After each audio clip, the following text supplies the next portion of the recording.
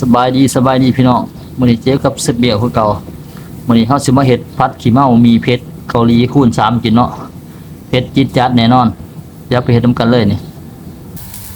เดี๋ยวเฮามาลวกผักเลยเนาะลงไปก่อน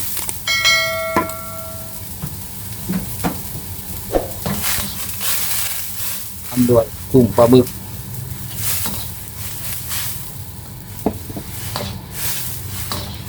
เอาพอสุกเนาะตามนี้แหละ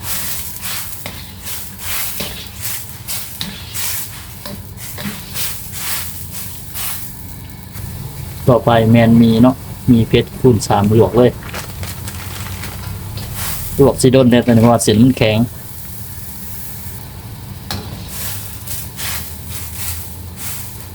เส้นแข็งสิลวกโดนแน่เนาะเอาสุกเรียบร้อยตักไปเลยบัด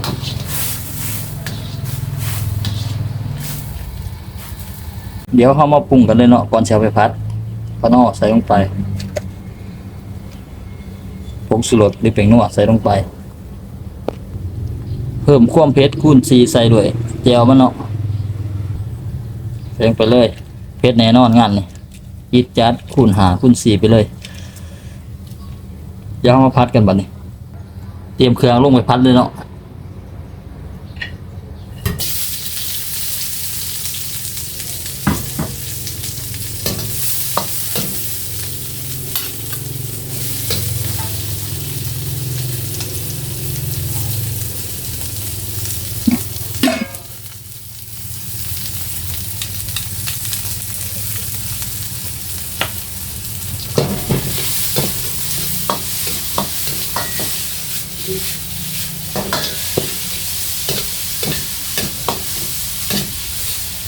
เครื่องหอมเลยก็เอาเส้นหมี่ลงเลยบัดนี้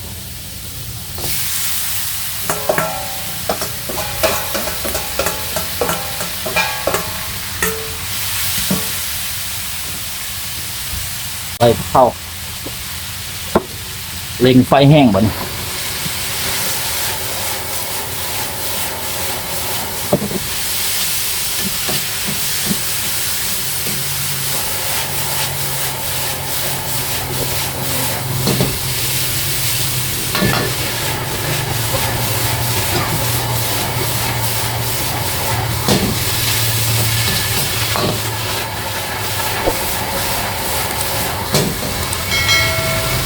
สุกเรียบร้อยสีสันสวยงามแฮงตักใส่จานพร้อมเสิร์ฟ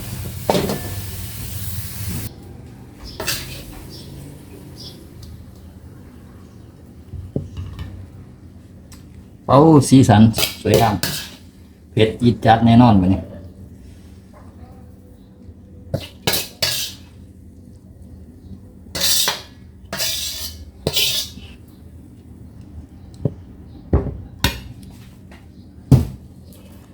เสร็จเรียบร้อยผัดขี้เมา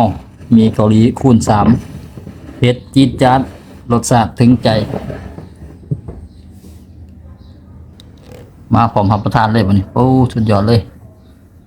กลิ่นหอมสุดเหลือเกินมาเลยกินน้ำกันพี่น้องบัดนี้แซ่บโลดมาเลยเผ็ดจี๊ดจ๊าด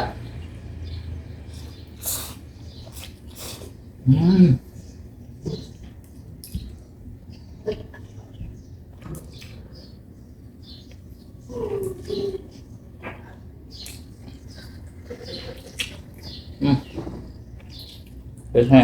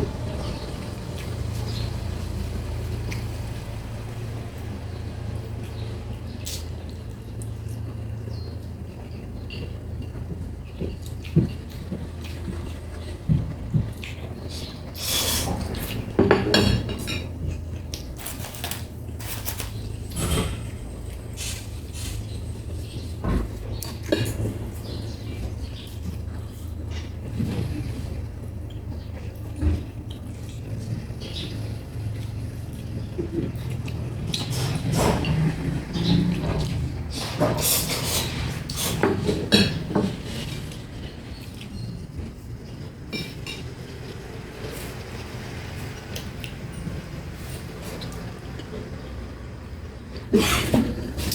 าเผ็ดเผ็ดโอ้เย็นๆกันสักบาท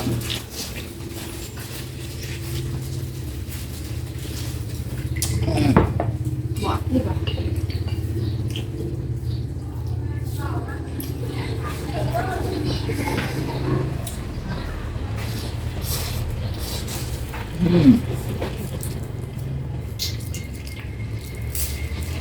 อ๋อเตือนตัวนะน้ำต้อง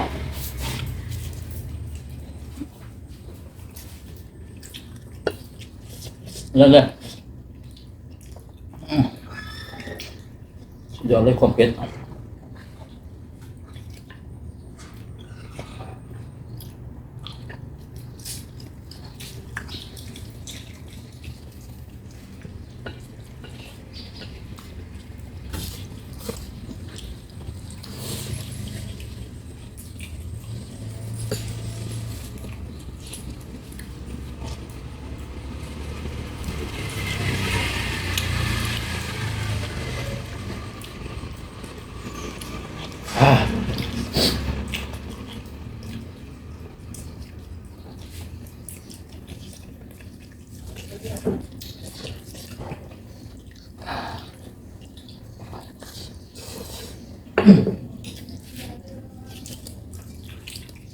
เผ็ดจนหาย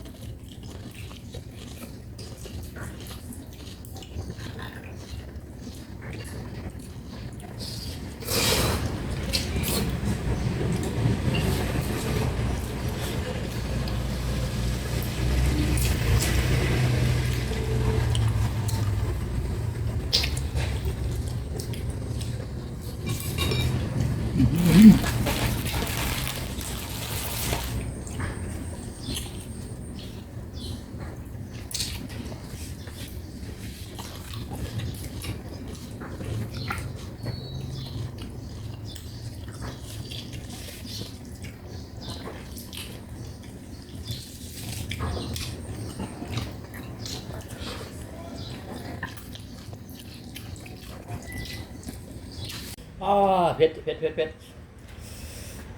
เบิดเกลี่ยงเลยมันนี่แสบร้ายแสบร้าย